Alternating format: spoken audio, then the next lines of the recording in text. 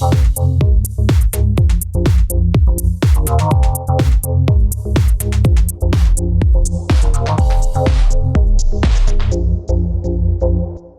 à toutes et à tous. Je suis ici pour vous parler de l'avenir de la consommation collaborative. Ce matin, je me suis réveillée et j'ai enfilé cette petite chemise. Vous la voyez? Je l'ai troquée sur Prêt à changer. Ensuite, il y a une nana qui est venue toquer à ma porte et elle a loué ma perceuse. Et avec l'argent que j'ai gagné en louant cette perceuse, j'ai pu prendre un Uber Pop pour aller au boulot. Pas mal, hein? Oui, parce que ce que j'ai oublié de vous dire, c'est qu'en fait, je loue ma voiture tous les jours sur Drivey et que du coup, j'ai plus aucun moyen de transport pour aller au travail. Bon. À la fin de ma journée de boulot, moi, je vais pas dormir chez moi. Non, je vais dormir chez mon mec parce que ça me permet de louer mon appartement sur Airbnb. Oui, oui, oui. Vous l'avez compris, je suis une accro à la conso collab. Et c'est pas pour rien, parce qu'en un jour, avec ça, moi, j'ai gagné 300 €. Je sais pas pour vous, mais moi, à ce tarif-là, j'arrête de bosser. Hein. On est habitué à connaître des entreprises qui vendent aux entreprises. Et c'est ce qu'on appelle le B2B. On est habitué à connaître des entreprises qui vendent aux particuliers. Et c'est ça qu'on appelle le B2C. Maintenant, les particuliers vendent directement aux particuliers. Ça s'appelle la consommation collaborative. Pour les intimes, le C2C. Le terme de consommation collaborative est né en 2007. Et maintenant, mais ça cartonne. Hein. Tous les Français en parlent. On a quand même 65% des Français qui disent consommer collaboratif régulièrement. Et les chiffres des plateformes à succès qu'on connaît tous dans la consommation collaborative, Blablacar ou Airbnb par exemple, le prouvent. Un service comme Blablacar, aujourd'hui, en termes de trafic, ça vaut 1/5 de la SNCF. Si on revient au modèle de base, finalement, c'est assez logique. Si je propose mes services à Blablacar et que je conduis accompagné de 3 autres personnes, bah finalement, ça va me coûter 4 fois moins cher. C'est quand même plutôt pas mal. Pour Airbnb, en 7 ans, Airbnb, en termes d'offres, avec 800 000 chambres, c'est quand même devenu le premier groupe hôtelier mondial. Hein. Là, il dépasse Intercontinental Hotel Group, il dépasse Marriott, Hilton se fait carrément pipi dessus en le regardant, Airbnb.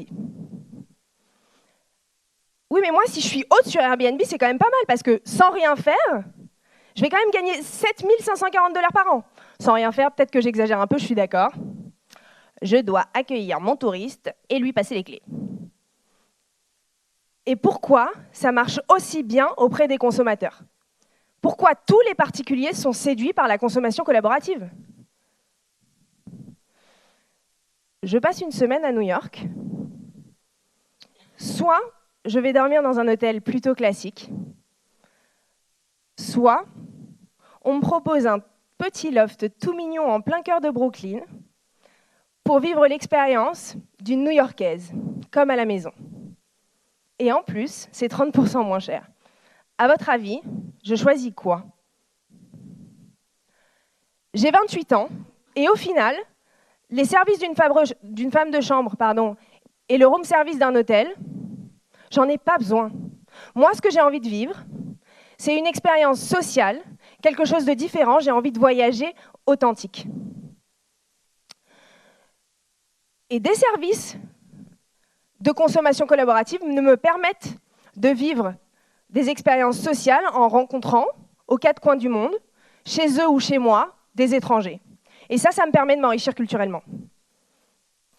Mais n'oublions pas quelque chose. Ces hôtes, ou les détenteurs des biens de la consommation collaborative, ne font pas ça bénévolement. Les business de consommation collaborative reposent sur une chose, le facteur financier. Ayant monté 2 services dans la consommation collaborative, je ne vais pas vous cacher que je reçois souvent des coups de fil de mon entourage, et ces personnes me disent « Mais Maude, j'ai une idée de malade. Est-ce que tu crois que c'est ubérisable ?» Ubérisable, je sais pas, je crois pas. Est-ce qu'à partir du moment où une offre alternative existe par rapport à l'offre traditionnelle, Uber Pop, l'offre alternative, la voiture de particulier, l'offre traditionnelle, le taxi. Est-ce qu'à partir de ce moment-là, on peut se dire qu'un business est cohérent et qu'il a un sens dans le secteur de la consommation collaborative? Moi, si on prend l'exemple des enterrements de vie de jeunes filles, par exemple, il y a les services de Chip 'n Dale professionnels. Mon mec, par exemple, je ne m'en sers pas tous les soirs. Alors, mesdames, ouvrez grand vos oreilles parce que je ne vais pas vous le proposer tous les jours.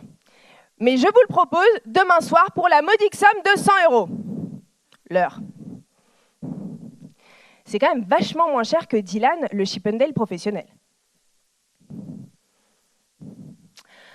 Pour revenir à un exemple plus concret, je vais vous parler de mon expérience. J'ai créé un premier service qui s'appelle Cook & Meet, le Airbnb de la restauration, et qui vous permet d'aller dîner partout dans le monde, chez l'habitant.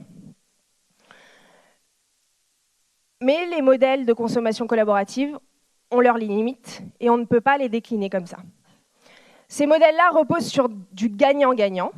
C'est un principe qu'il faut respecter. Et quand on est hôte sur un service comme Cook & Meet et qu'on ne se retrouve pas financièrement, quand on a passé des heures à cuisiner et que finalement on ne gagne pas d'argent, quand on se retrouve consommateur et qu'un service censé être un service alternatif ne nous coûte pas moins cher, alors on fait l'expérience une fois, mais on ne la répète pas.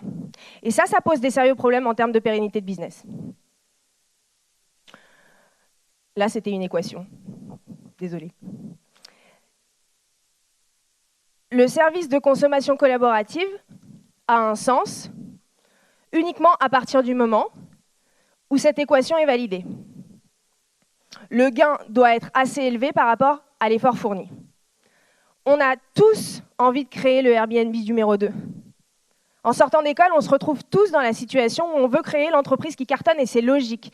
Mais ça va être de plus en plus compliqué de trouver de vraies idées avec un vrai sens économique pertinent dans le service de consommation collaborative, le C2C. Mais est-ce qu'il n'y a pas une nouvelle manière d'y penser? Est-ce qu'il n'y a pas une manière de mieux appréhender la consommation collaborative? Moi, je pense que l'avenir de la consommation collaborative, c'est le C2B. Imaginez que des particuliers puissent vendre leurs services directement à des entreprises. C'est avec cette idée que j'ai décidé de créer Snap Event. Snap Event, c'est une plateforme qui permet en fait de louer des appartements de particuliers avec des traiteurs, des animations, à destination des entreprises pour créer des événements. On peut créer, dans les appartements qu'on a aujourd'hui, des lancements de produits, des after-work, même des réunions professionnelles. Pourquoi, finalement, le si, le particulier, a toujours été associé à social? Et pourquoi, finalement, l'entreprise a toujours été associée à argent? L'entreprise, qui, elle, n'est qu'en fait qu'un ensemble de particuliers. Pourquoi, pour une fois, on ne penserait pas différemment et on se dirait que le si, le particulier, lui, a besoin de gagner sa vie. Et que l'entreprise, elle, plus que tout, en tant qu'ensemble de particuliers, a besoin d'avoir une dimension plus sociale et sensibilisée, à des services originaux avec des offres diversifiées et plus intéressants en termes de prix. Pour revenir à mon idée de départ, aujourd'hui, on connaît bien le B2B, le B2C, le C2C, mais on est en train de rentrer dans une nouvelle ère. Et cette nouvelle ère s'appelle le C2B. Personne n'ira à l'encontre de l'histoire.